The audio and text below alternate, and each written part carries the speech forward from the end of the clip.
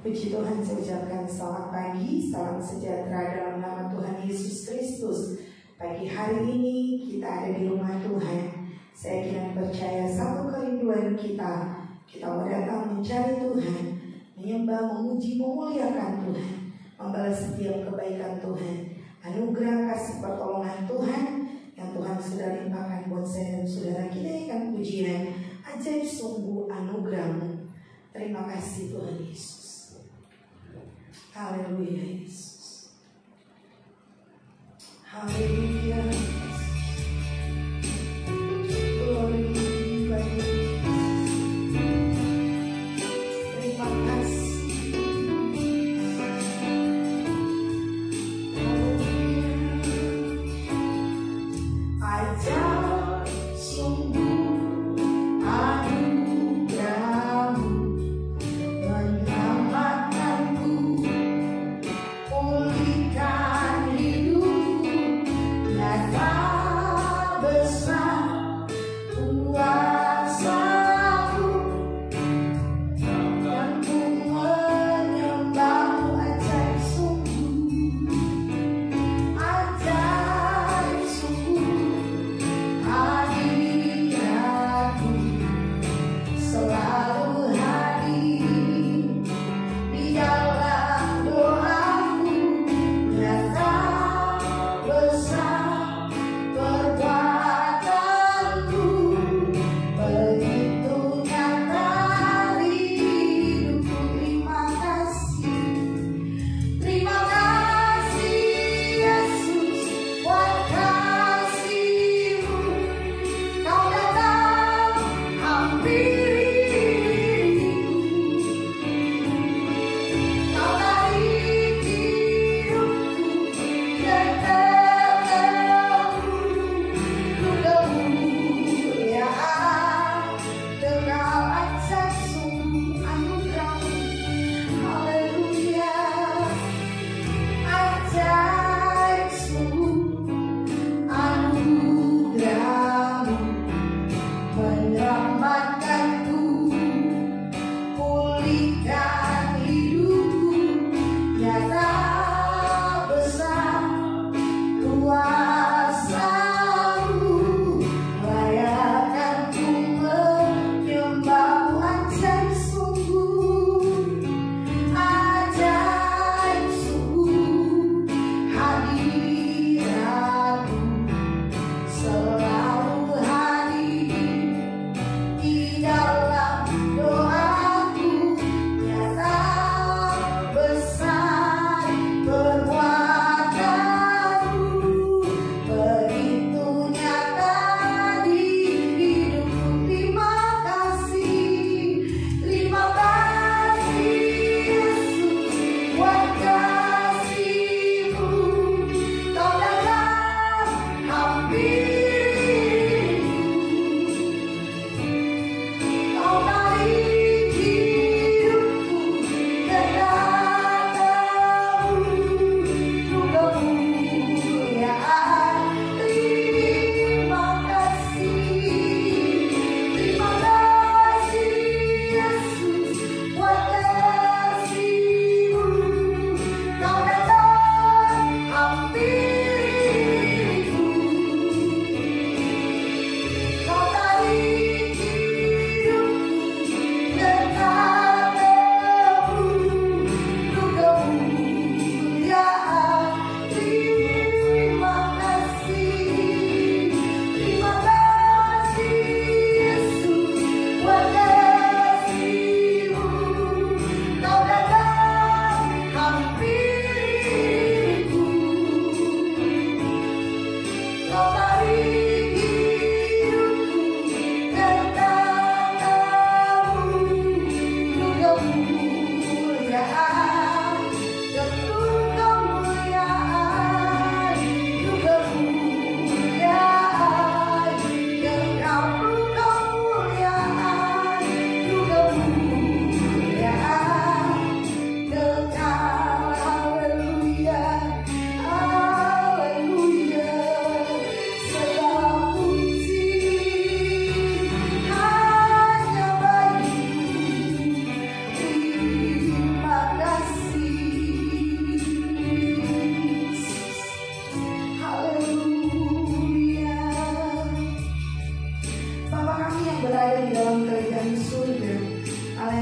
panggil di dalam nama Tuhan Yesus Kristus. Pagi hari ini kami ada di rumah-Mu. Kami duduk berbakti memuji memuliakan nama-Mu. Kami yakin dan percaya Engkau ada di tengah-tengah kami. Seberapa kami umat-umat-Mu yang hadir pagi hari ini, biarlah Engkau yang memberkati ibadah kami pagi hari ini. Pimpin ibadah kami dari awal pertengahan sampai selesainya. Setiap kami pelayan-pelayan yang mengambil bagian dalam pelayanan pagi hari ini, biarlah kami semua dalam pengurapan-Mu, terus presiden jemaat Tuhan yang datang pulang bawa berkat yang sukacita yang berasal daripada Engkau. Dengan mengucap syukur kami buka ibadah kami. Haleluya, amin. Puji Tuhan. Mari kita memuji Tuhan. Kita bangkit berdiri. Kita akan pujian dari utara ke selatan. Haleluya. Puji Tuhan.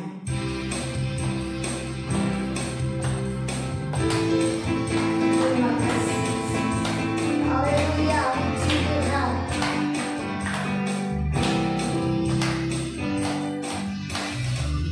Dari utara ke selatan terdengar pujian bagi Allah. Dari barat sampai ke timur nama Yesus disanjung tinggi. Dari pulau-pulau, lembah-lembah, gunung-gunung yang tinggi, kemuliaannya disaksikan, kebesarannya diciptakan. Yesus, Yesus, nama Yesus, nama Yesus disanjung tinggi. Dari pulau-pulau, lembah-lembah, gunung-gunung yang tinggi.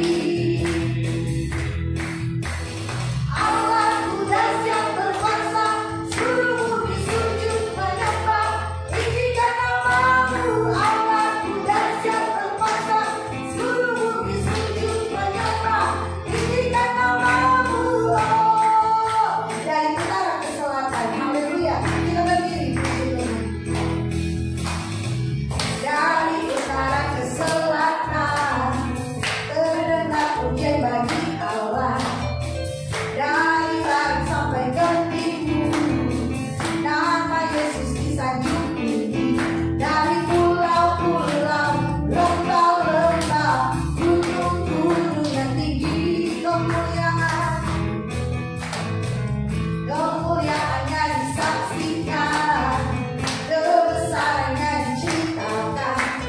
Yesus, Yesus, nama Yesus, nama Yesus disanjung tinggi. Dari pulau-pulau, lembah-lembah, gunung-gunung yang tinggi. Allahku dahsyat, Allahku dahsyat berkuasa, seluruh bumi sujud menyembah, tinggikan nama-Mu. Allahku dahsyat berkuasa, seluruh bumi sujud menyembah, tinggikan nama-Mu. Allahku dahsyat berkuasa, seluruh bumi sujud menyembah, tinggikan nama-Mu. Allahku dahsyat berkuasa, seluruh bumi sujud menyembah, tinggikan nama-Mu. Oh, haleluya.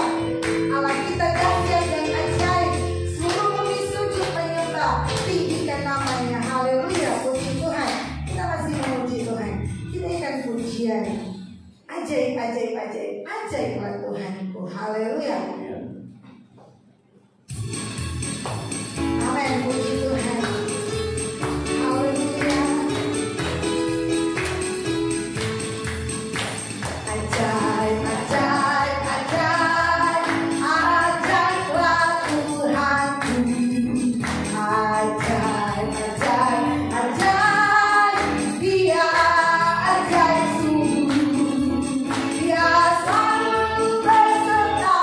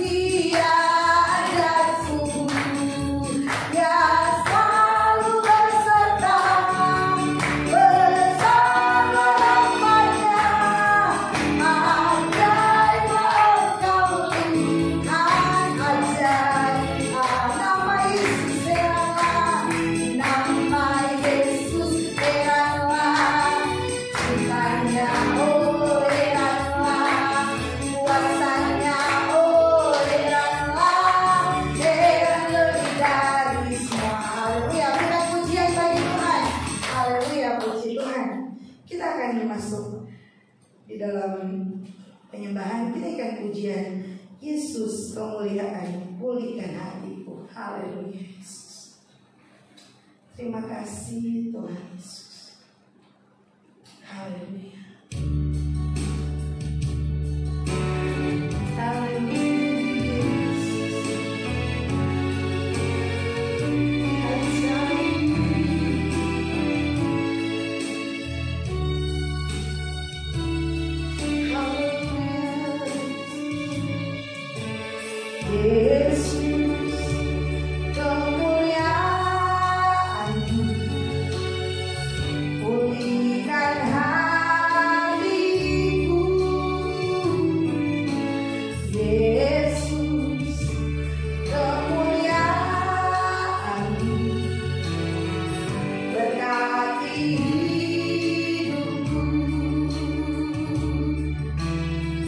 Segala pujian syukur bagi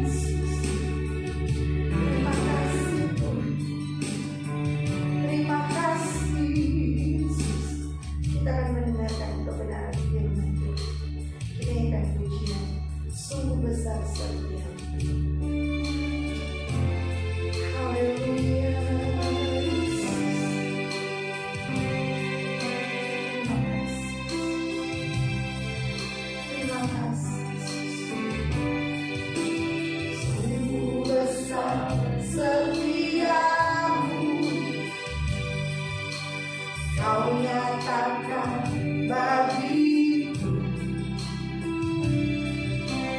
Kau Bapa yang selalu mengerti isi hatiku. Kemuliaan-Mu Kau janjikan, aku tetap percaya, ku percaya janji-Mu ajaib, terlukis dalam kehidupanku.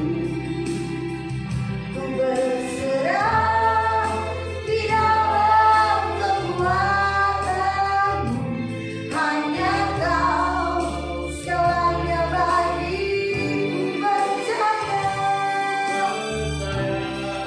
janji-Mu ajaib, terlukis dalam kehidupanku.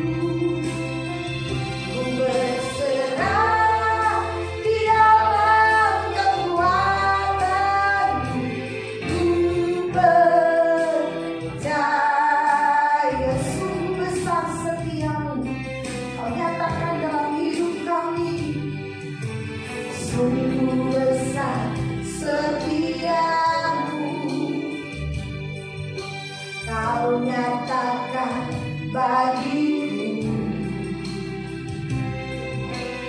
Kau Bapa yang selalu mengerti isi hatiku. Kemuliaan-Mu, kemuliaan-Mu Kau janjikan, aku tetap percaya, ku percaya janji-Mu ajaib,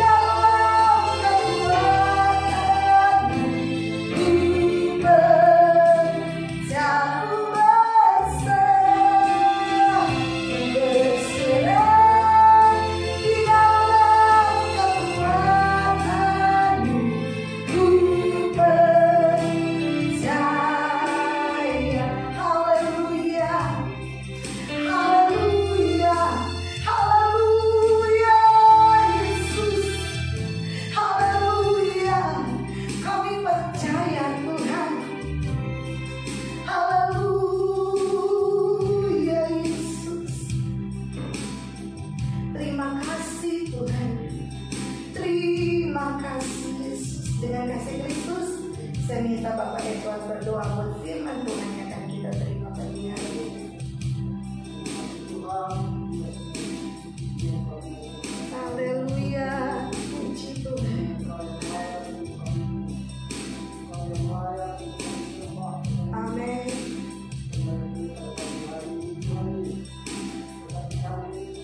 Haleluya. Haleluya.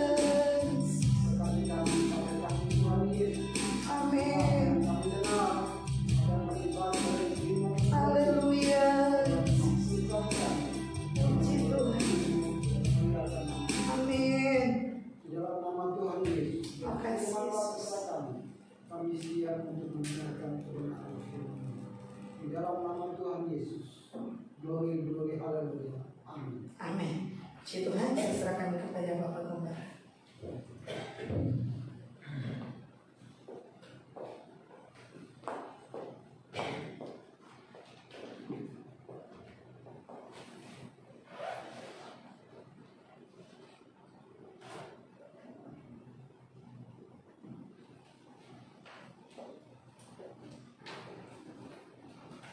Haleluya, haleluya. Selamat pagi bagi kita.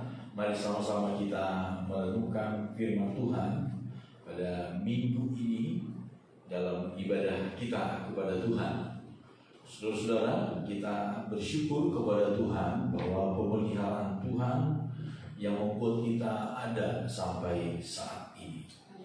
Di dalam kitab Injil Matius pasal 14, mari sama-sama kita melihat satu kisah tentang apa yang telah pernah dilakukan oleh Yesus menjadi satu pegangan dalam hidup kita, bahwa Tuhan selalu sanggup untuk menolong kita, bahwa Tuhan selalu tahu keadaan kita, bahwa Tuhan selalu mempunyai jalan keluar untuk setiap persoalan kita.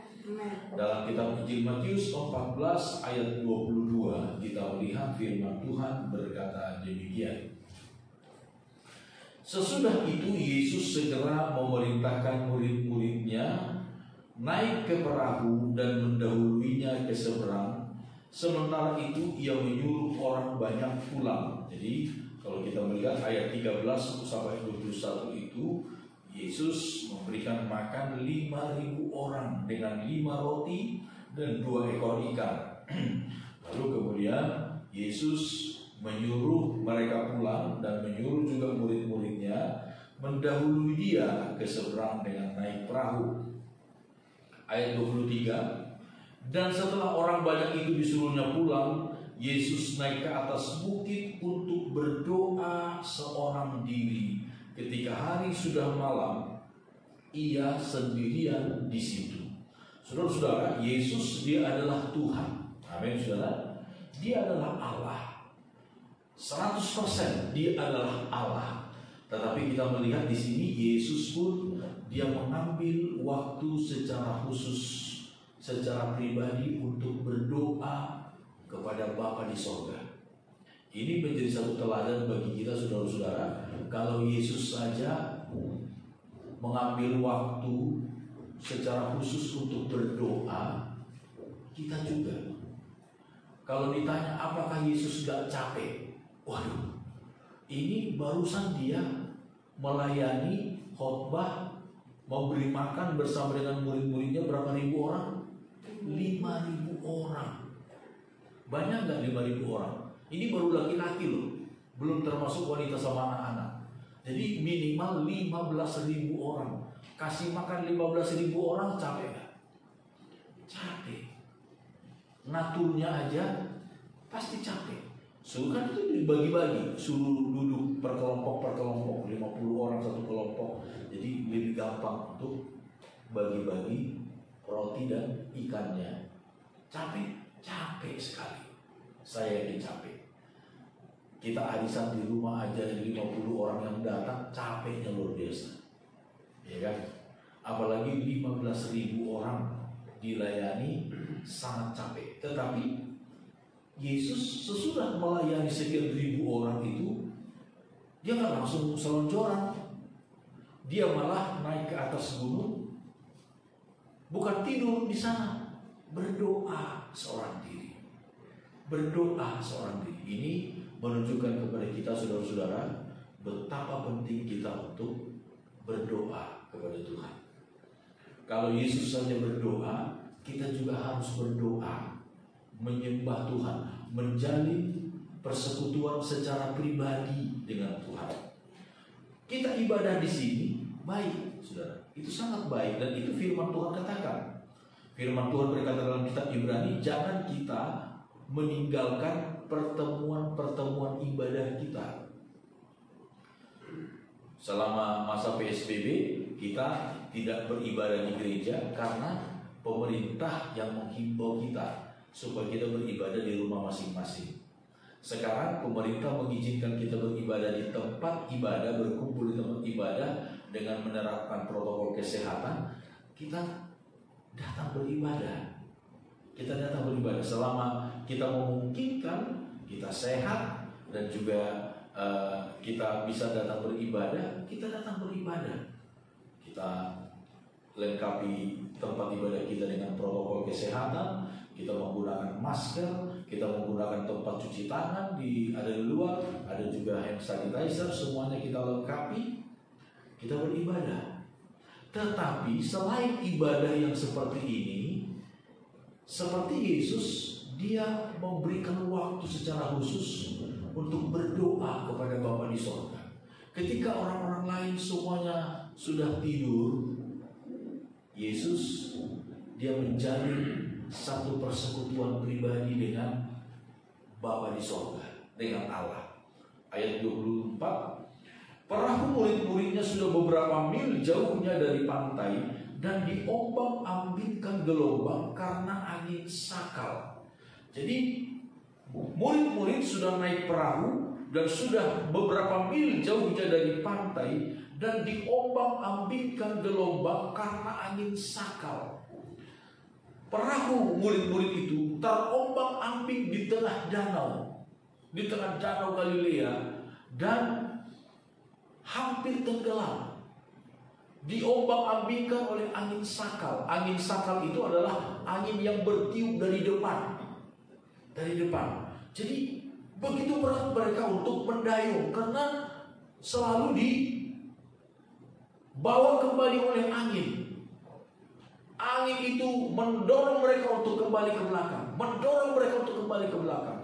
Berat sekali. Saudara-saudara, dalam keadaan yang demikian, kalau seandainya orang masih di pinggir pantai, mereka mungkin balik lagi gitu. Ini sudah beberapa mil, mungkin sudah di tengah-tengah danau itu. Jadi untuk maju berat, untuk mundur juga gak mungkin lagi. Mereka berada di satu keadaan yang serba salah, serba sulit. Di tengah-tengah danau, mereka dengan sekuat tenaga mendayung. Pada waktu itu belum ada mungkin mesin, belum ada, masih pakai tenaga ya, pakai dayung. Dan mereka terombang-ambing karena angin sakal. Kira-kira jam 3 malam datanglah Yesus kepada mereka berjalan di atas air. Ketika murid-muridnya melihat dia berjalan di atas air, mereka terkejut dan berseru, "Itu hantu!" Lalu berteriak-teriak karena takut. Saudara-saudara, Yesus dia di atas bukit sendirian berdoa kepada Bapa di sorga. Kita tidak tahu di sini mulai dari jam berapa Yesus berdoa itu, mungkin mulai dari sekitar jam 6 atau jam 7 malam, ya, jam 6 sore atau jam 7 malam. Yesus berdoa di situ sendirian, dan sejak saat itu juga, jadi sudah berapa jam lamanya murid-murid itu mendayung dan gak maju-maju, saudara, gak maju-maju perahu mereka itu karena dihadang oleh angin sakal, angin yang bertiup dari depan. Sudah berapa jam? Barangkali berjam-jam.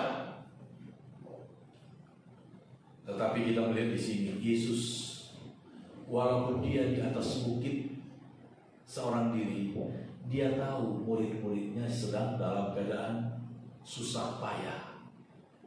Dia tahu murid-muridnya sedang dalam keadaan terancam bahaya. Saudara-saudara, ini menjadi sebuah gambaran bagi kita. Saat ini Yesus ada di sorga. Amin, saudara. Yesus ada di sorga. Tetapi dia tahu keadaan kita masing-masing. Kalau kita sedang dalam keadaan susah payah, mendayung perahu keluarga kita, mendayung perahu usaha ekonomi kita, tetapi gak maju-maju, bahkan mundur, bahkan mungkin sudah mulai kemasukan air, sudah terancam untuk tenggelam, padahal kita sudah bersusah payah sedemikian rupa. Yesus ada di sorga, tetapi dia tahu persis apa yang sedang kita alami. Amin, saudara-saudara. Yesus tahu persis apa yang sedang kita alami. Kalau saudara kita membaca dalam kitab Wahyu pasal 2 sampai pasal yang ketiga,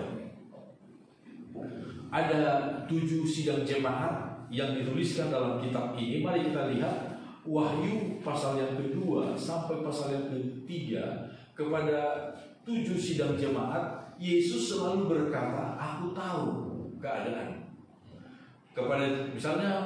Kepada jemaat di Efesus, Wahyu pasal yang kedua, ayat yang kedua, aku tahu segala pekerjaanmu, baik jeripayahmu maupun ketekunan. Aku tahu bahwa engkau tidak dapat sabar terhadap orang-orang jahat, dan seterusnya. Yesus selalu berkata, aku tahu. Kepada jemaat di Smyrna, ayat 8, ayat 9, aku tahu kesusahanmu dan kemiskinanmu.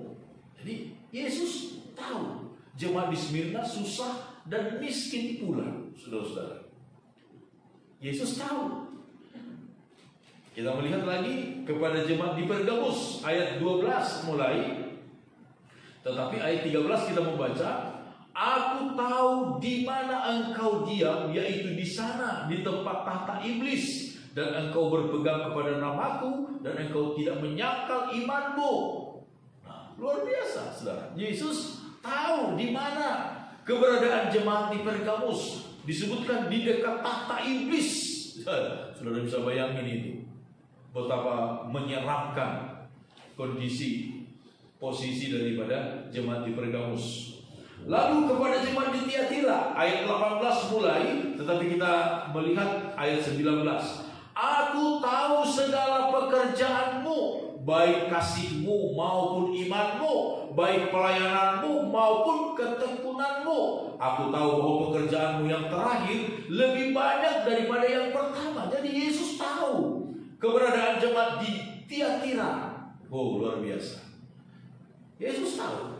Pasal yang ketiga kepada jemaat di Sardis, mulai dari ayat 1. Tetapi kita melihat inilah firman Dia yang memiliki ketujuh roh Allah dan ketujuh bintang itu. Aku tahu segala pekerjaanmu. Engkau dikatakan hidup padahal engkau mati. Ini jemaat Sardis, kelihatan hidup padahal mereka di hadapan Tuhan mati. Jadi Yesus tahu segala kondisi orang-orang percaya.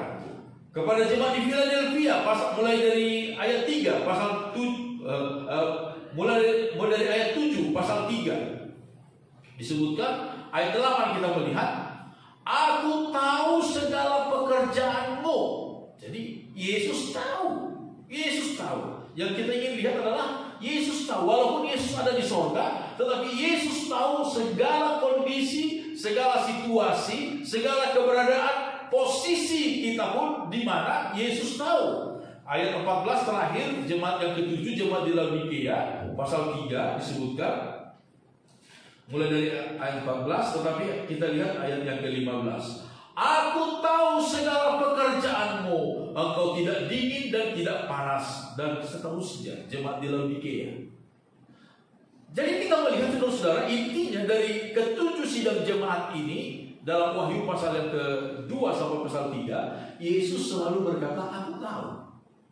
Aku tahu pekerjaan mereka, di mana posisi mereka, kemiskinan mereka, kesusahan mereka. Yesus tahu semuanya. Yesus tahu semuanya. Demikian juga apa yang dialami oleh murid-murid di dalam kitab Injil Matius pasal 14 ini, saudara-saudara. Ketika Yesus sedang berdoa di bukit seorang diri, murid-muridnya sedang dalam susah payah mendayung perahu dan tidak maju-maju perahu itu. Saudara, bagaimana keadaan kita hari-hari ini? Apakah mungkin kondisi kita seperti murid-murid begitu susah payah mendayung perahu ekonomi kita, begitu susah payah mendayung perahu pendidikan anak-anak kita? Yesus tahu segala keberadaan kita. Amin, saudara-saudara. Kalau kita melihat di dalam kitab Nabi Yesaya, mari kita lihat, saudara-saudara. Kitab Nabi Yesaya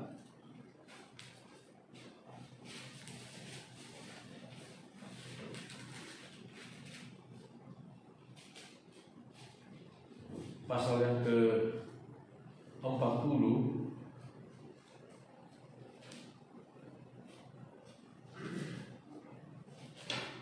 Yesaya pasal 40 ayat 27 kita melihat firman Tuhan berkata demikian kepada orang Israel. Mengapakah engkau berkata demikian, hai Yakub, dan berkata begini, hai Israel? Hidupku tersembunyi dari Tuhan, dan hakku tidak diperhatikan Allah. Tidakkah kau tahu dan tidakkah kau dengar? Tuhan ialah Allah kekal, yang menciptakan bumi dari ujung ke ujung. Ia tidak menjadi lelah dan tidak menjadi lesu, tidak terduga pengertiannya. Haleluya. Saudara-saudara, seringkali kita berkata seperti bangsa Israel, hidupku tersembunyi dari Tuhan, hakku tidak diperhatikan Allah. Tetapi sesungguhnya seluruh kehidupan kita terbuka di hadapan Tuhan. Amin, saudara. Terbuka di hadapan Tuhan. Tuhan tahu segala situasi yang kita hadapi. Di mana posisi kita berada pun, seperti jemaat-jemaat yang ada di Asia Kecil tadi, Wahyu pasal 2 sampai pasal 3 itu, Yesus berkata, aku tahu bahwa engkau berada dekat tahta iblis. Wah, Yesus tahu, saudara. Itulah juga yang Yesus tahu ketika dia melihat murid-murid sedang dalam kepayahan mendayung perahu mereka. Mereka dihadap oleh angin sakal. Mereka terancam bahaya karena air sudah mulai masuk ke dalam perahu. Sebentar lagi perahu itu bisa-bisa tenggelam. Lalu kita melihat saudara-saudara dalam kondisi demikian. Ayat 26. Ketika murid-muridnya melihat dia berjalan di atas air, mereka terkejut dan berseru, itu hantu. Lalu berteriak-teriak karena takut. Tetapi segera Yesus berkata kepada mereka, tenanglah, aku ini, jangan takut. Saudara-saudara, dalam kondisi yang demikian, dalam kondisi yang takut, dalam kondisi yang cemas, ketika Tuhan menyatakan dirinya, justru murid-murid tidak mengenal siapa Tuhan. Apakah itu Tuhan atau bukan, mereka tidak tahu. Sebab sudah dipenuhi dengan kecemasan, hati mereka sudah dipenuhi dengan rasa takut, dan juga tubuh mereka sangat lelah. Jadi kita bayangkan kondisi murid-murid pada waktu itu, baik secara fisik maupun secara psikis, mereka dalam keadaan yang lelah, mereka dalam keadaan yang tidak berdaya. Itu sebabnya ketika Tuhan datang, mereka justru makin bertambah takut. Mereka tidak melihat bahwa itu adalah Tuhan yang datang untuk menolong mereka. Maka mereka berkata, itu hantu, itu hantu. Mereka berteriak-teriak. Semakin menjadi-jadilah ketakutan mereka.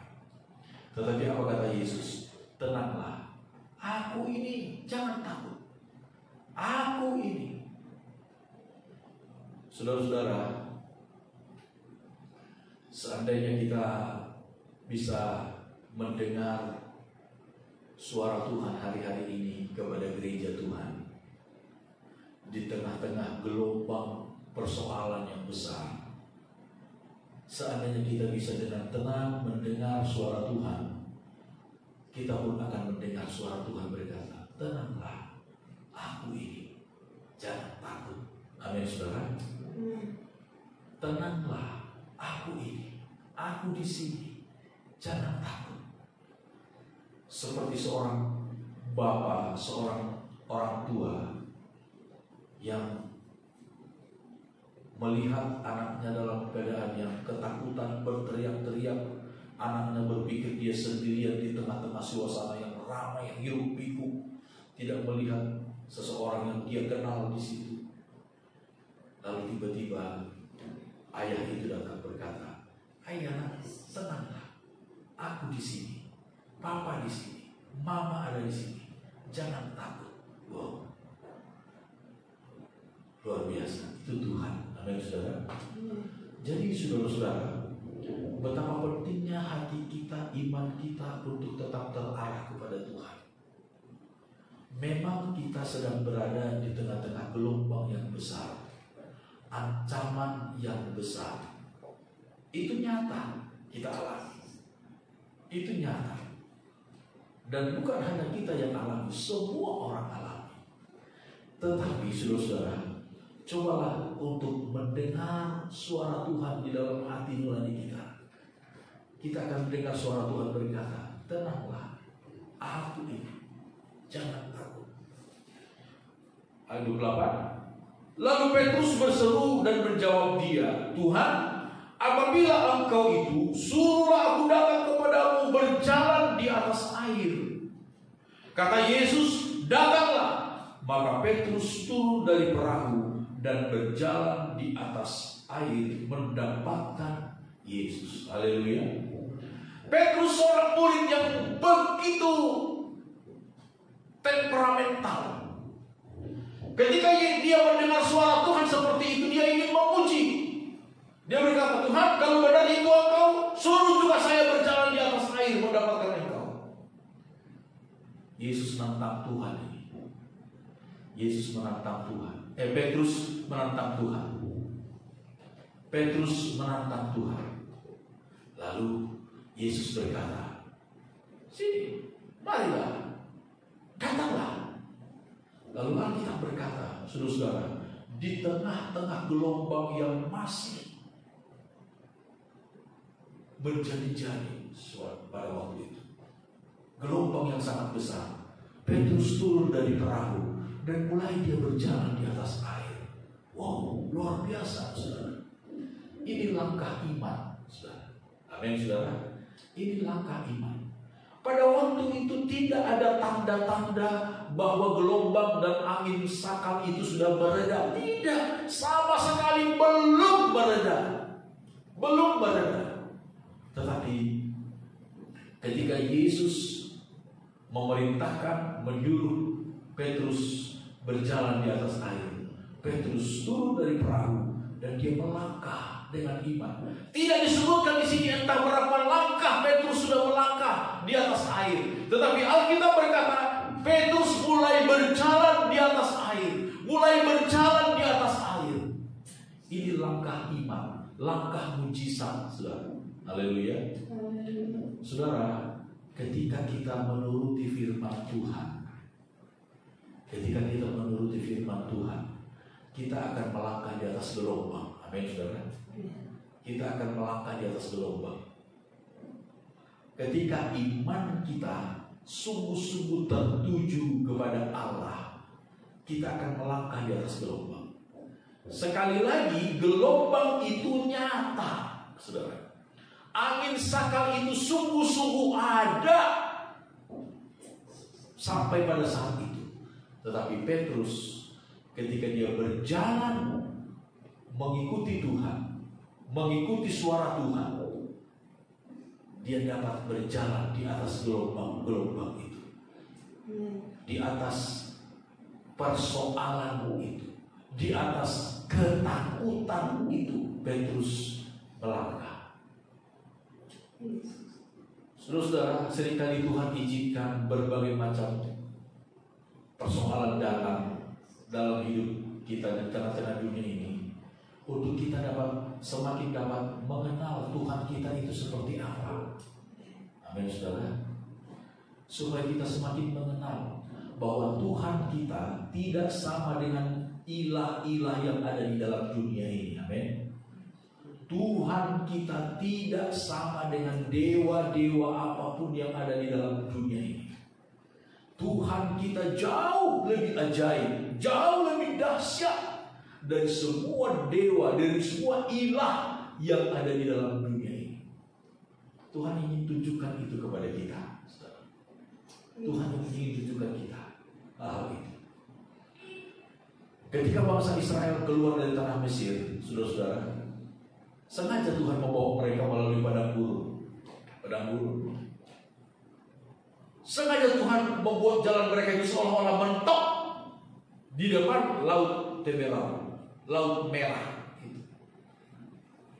Sengaja juga Tuhan menyuruh orang Filistin, orang Mesir mengejar mereka dari belakang, mengejar, makin mendekat. Tapi Tuhan di situ kuasanya diperlihatkan. Tuhan buat kegelapan yang begitu pekat, sehingga kita berkata orang bisa meraba kegelapan itu. Seperti apa bentuknya saya tidak tahu. Mungkin seperti arang barangkali. Sebab kegelapan itu kata Alkitab dalam kitab Keluaran bisa diraba orang, yang memisahkan antara orang Israel dan orang Mesir pada waktu itu. Orang Mesir berusaha terus mengejar mendekat, tetapi Tuhan memperlihatkan kuasanya. Tuhan berkata kepada Musa, "Musa, angkat tongkat, arahkan ke arah laut Teberau itu." Dan pada waktu itu juga Tuhan membelah laut Teberau dengan angin yang bertiup begitu kencang. Tuhan membelah laut merah itu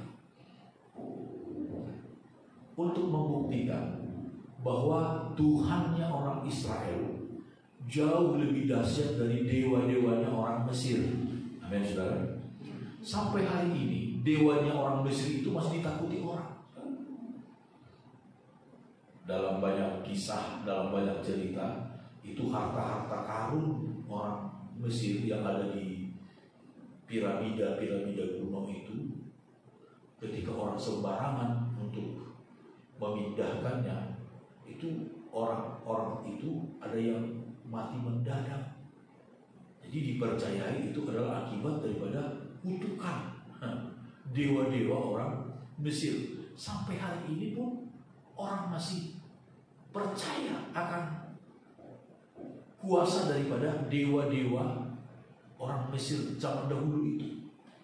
Tetapi di situ Tuhan ingin menunjukkan bahwa Tuhan kita, Tuhan Allah yang disembah oleh Abraham, Ishak dan Yakub, Tuhan yang disembah oleh Israel, Tuhan yang kita sembah dalam nama Tuhan Yesus Kristus, jauh lebih dahsyat dari segala Allah orang Mesir.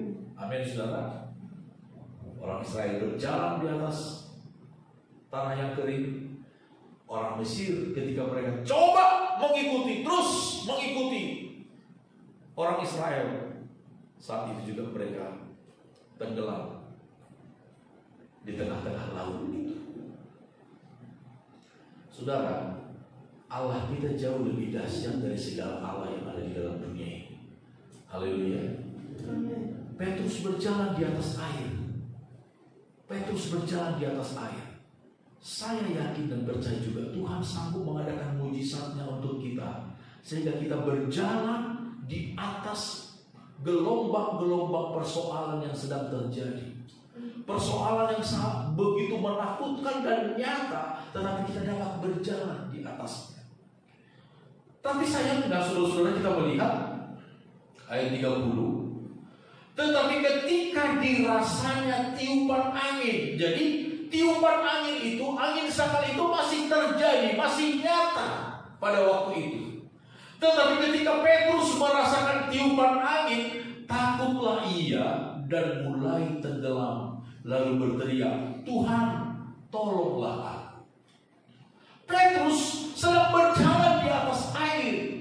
Pada waktu dia turun dari perahu, angin kencang masih ada, gelombang besar masih ada, tetapi dia sudah berjalan di atas air. Entah berapa langkah kita tidak tahu. Tetapi sayangnya, sesudah beberapa langkah dia maju, baru dia rasakan, baru dia dengar tiupan angin.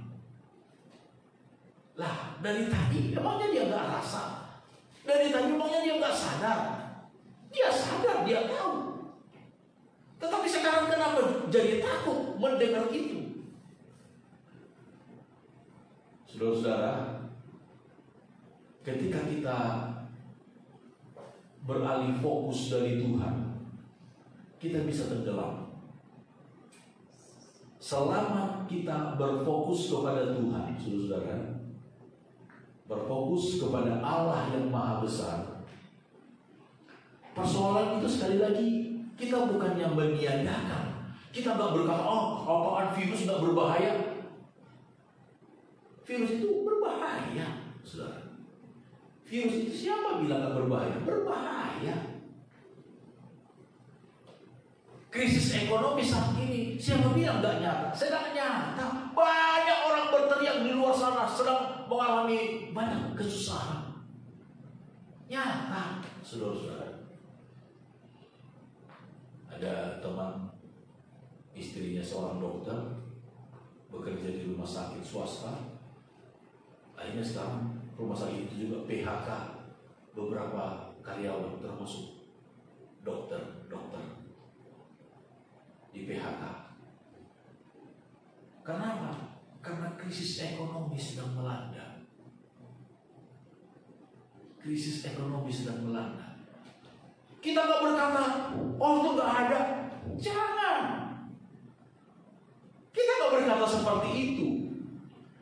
Tetapi selama fokus kita kepada Tuhan, saudara, kita akan dapat melangkah mengatasi semua itu. Itu yang Tuhan janjikan. Sehingga sayangnya Petrus, dia merasa tiupan angin itu, dia mulai takut, dia mulai khawatir, dia mulai bimbang. Benar gak ini? Bisa gak ini saya berjalan terus? Dan ketika dia mulai takut, mulai bimbang itu, saat itu juga dia mulai tenggelam. Mulai tenggelam. Ketika 12 orang pengintai disuruh oleh Musa mengintai tanah Kanaan, 10 orang pulang dengan kabar yang membawa kabar busuk, kabar yang melemahkan iman. Mereka berkata, nggak mungkin kita masuk ke sana. Memang sih tanahnya subur, memang sih tanahnya makmur, tetapi kita nggak mungkin masuk ke sana. Terlalu kuat bagi kita. Lebih baik kita pulang ke Mesir. Nanti kita mati kalau kita masuk ke sana. Hanya Yosua dan Kaleb yang berkata, Tuhan yang sudah berkata, Tuhan yang sudah berjanji, Tuhan yang akan membawa kita masuk, Tuhan yang akan membawa kita kemenangan. Akibatnya 10 pengintai yang membawa kabar buruk itu, ya benar, mereka tidak masuk ke sana, saudara, ke tanah Kanaan, tanah perjanjian itu. Hanya Yosua dan Kaleb yang yakin akan janji Tuhan, yang percaya akan janji Tuhan. Itulah yang betul-betul masuk, menikmati, merasakan, melihat, memiliki apa yang Tuhan janjikan dalam hidup mereka. Disebutkan Petrus mulai tenggelam karena dia mulai takut. Dirasanya tiupan angin, dia mendengar tiupan angin, dia lihat kembali gelombang-gelombang itu, oh terlalu besar. Dia mulai takut dan mulai tenggelam. Kalau kita lihat dalam kitab Pengkhotbah pasal 11, saudara, Pengkhotbah pasal 11 ayat 4 dikatakan begini. Pengkhotbah pasal 11 ayat 4.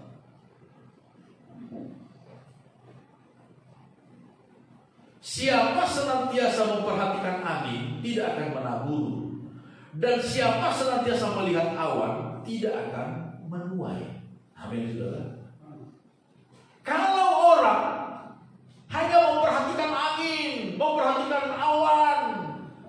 menabur, nggak akan menuai. Kalau kita hanya memperhatikan situasi saja, saudara, kita tidak akan mau lakukan firman Tuhan. Dan kalau kita tidak mau lakukan firman Tuhan, bukannya keadaan kita makin bertambah baik, saudara, enggak, akan makin tenggelam. Tetapi kalau kita melakukan firman Tuhan dengan iman yang tertuju kepada Tuhan, saudara akan lihat mujizat itu nyata bagi saudara. Amin, saudara. Allah kita nyata lebih besar dari segala persoalan. Ayat 30, tetapi ketika dirasanya tiupan angin, takutlah ia dan mulai tenggelam, lalu berteriak, Tuhan, tolonglah. Segera Yesus mengulurkan tangannya, memegang dia dan berkata, hai orang yang kurang percaya, mengapa engkau bimbang? Hai orang yang kurang percaya, mengapa engkau bimbang? Jadi saudara, kunci penyebab mengapa Petrus tenggelam adalah karena kehilangan kepercayaan kepada Tuhan. Tuhan yang sudah suruh dia berjalan di atas gelombang air. Dia juga sudah mengalami bukti kuasa Tuhan. Dia berjalan di atas air. Tetapi ketika dirasanya tiupan angin itu, dia mulai tenggelam. Hai orang yang kurang percaya. Lalu mereka naik ke perahu dan angin pun reda. Saudara-saudara, Tuhan sanggup pada saat itu juga langsung meredakan angin itu. Ketika Yesus ada bersama dengan mereka, langsung Tuhan redakan angin gelombang itu. Tuhan bisa sanggup. Tetapi Tuhan ingin memperlihatkan kuasanya kepada murid-murid. Amin, saudara. Kalau kita percaya kepada Tuhan, saudara, jangan bimbang akan firman Tuhan. Maka kita pun akan alami mujizat setiap waktu. Sekali lagi, gelombang itu real. Gelombang angin sakal itu nyata dialami oleh murid-murid. Tetapi kuasa Tuhan jauh melebihi segala-galanya. Amin, saudara. Saudara, Yesus ada di sorga saat ini. Tetapi sekali lagi, dia tahu segala persoalan kita. Amin. Dia tahu ketakutan kita, dia tahu kecemasan kita, dia tahu posisi kita di mana, dia tahu apa yang kita alami, apa yang kita rasakan. Datang kepada Tuhan dengan iman, dia yang telah mati bagi kita, tubuhnya dia serahkan bagi kita. Kita datang kepada Tuhan dan kita akan alami persekutuan yang luar biasa. Mujizat bersama dengan Tuhan setiap hari. Mari sama-sama kita bangkit diri. Haleluya, haleluya, haleluya. Terpujilah Engkau ya Tuhan Allah kami. Kita akan terima perjamuan Tuhan, saudara-saudara. Bagi kita yang sudah menerima perjamuan Tuhan, mari kita siapkan roti dan anggur.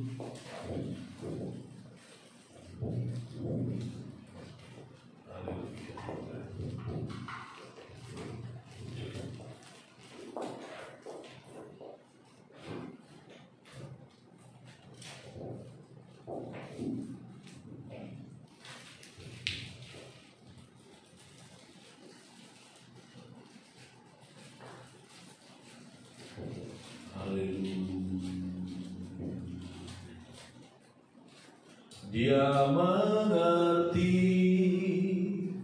dia peduli persoalan yang sedang terjadi. Dia mengerti, dia peduli persoalan yang kita satu yang dia minta agar kita percaya sampai mujizat menjadi nyata. Dia mengerti, dia mengerti, dia peduli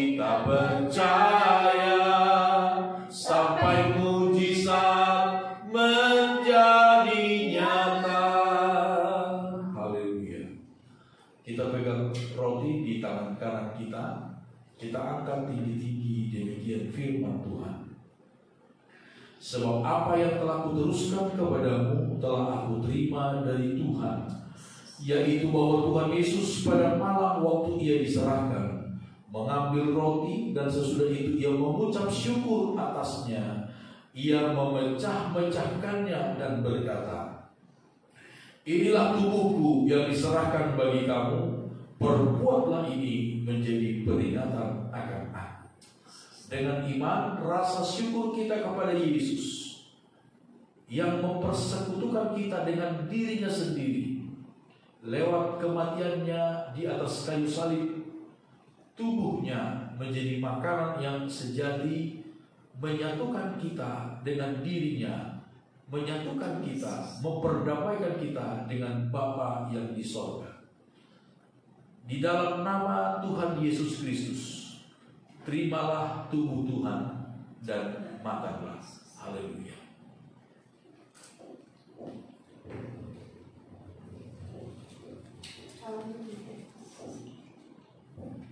Kita siapkan cawan-cawan anggur, dan mari sama-sama kita pegang di sebelah kanan dan kita angkat tinggi-tinggi.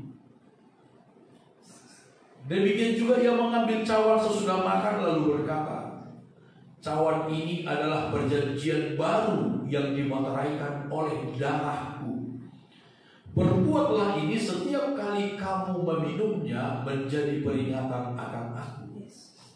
Sebab setiap kali kamu makan roti ini dan minum cawan ini, kamu memberitakan kematian Tuhan sampai ia datang. Haleluya.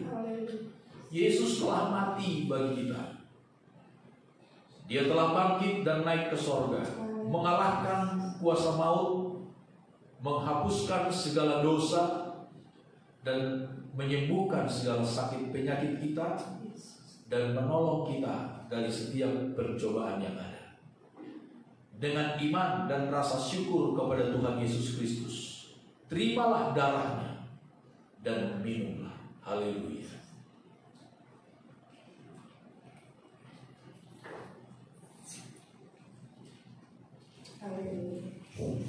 Terima kasih Tuhan.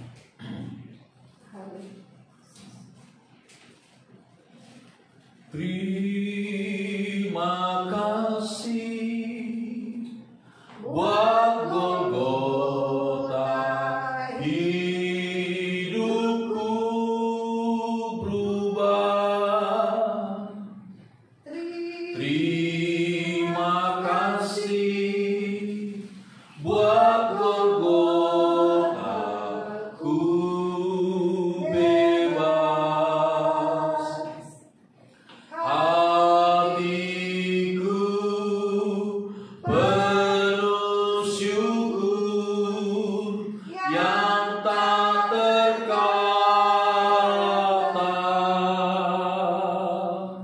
Terima kasih buat Golgota, ku selamat.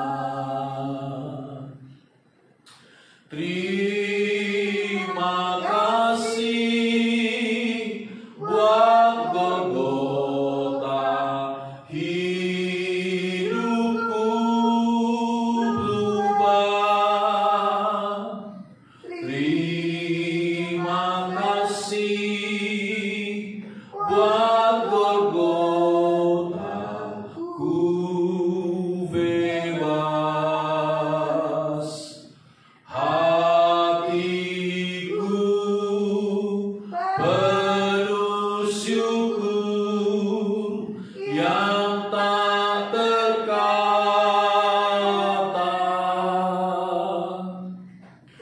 Terima kasih buat Golgota, ku selamat.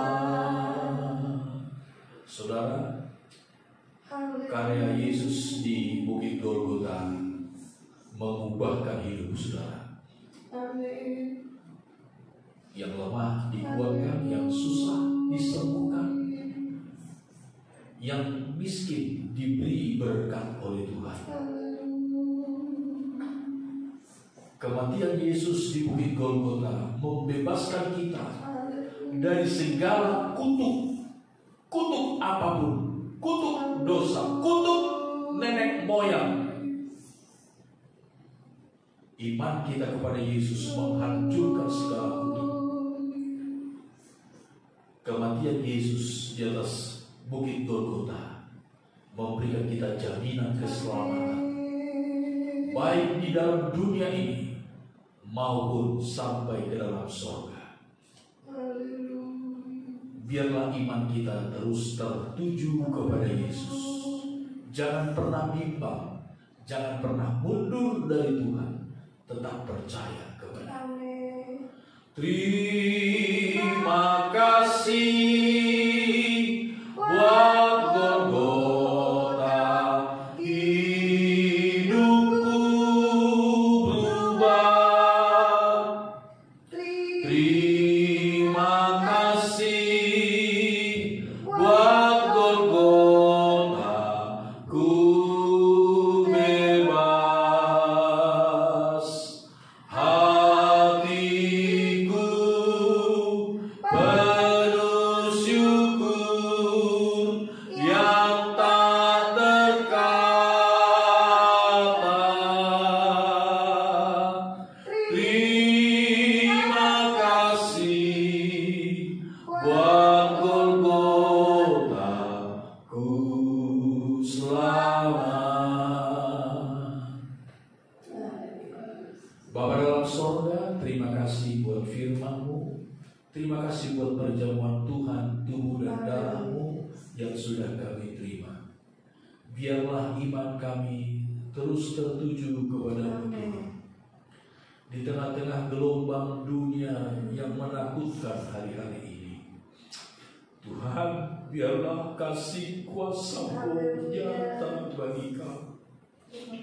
Ampuni segala ketidakpercayaan kami, Tuhan. Ampuni, Tuhan. Biarlah kami terus dapat melangkah, Tuhan, di atas gelombang-gelombang yang menakutkan, di atas angin ribut yang besar, ya Tuhan. Kami terus berjalan bukan dengan kekuatan kami, tetapi dengan kuasa Tuhan yang nyata bagi kami. Haleluya, haleluya, haleluya, haleluya. Kami tidak tahu sampai kapan, berapa lama lagi kesusahan dan krisis ini akan terjadi. Tetapi kami percaya kuasa jauh lebih besar dari semua. Ampuni kami, Tuhan. Pegang tangan kami. Jangan biarkan kami tenggelam. Pegang tangan kami dan bawa kami dalam damai sejahtera. Terima kasih, Tuhan. Terpujilah nama Tuhan, terpujilah nama Tuhan. Biarlah firman dan Roh Kudus-Mu nyata berkuasa di dalam hidup kami. Biarlah kuasa perjamuan Tuhan nyata di dalam hidup kami. Engkau ada di dalam kami, kami ada di dalam Engkau, ya Tuhan. Dan dunia boleh melihat Engkau hidup dan berkuasa di dalam hidup kami. Mujizat setiap hari kami alami bersama dengan Tuhan. Terima kasih, Tuhan. Ini doa kami. Dalam nama Tuhan Yesus Kristus kami berdoa. Haleluya. Amin.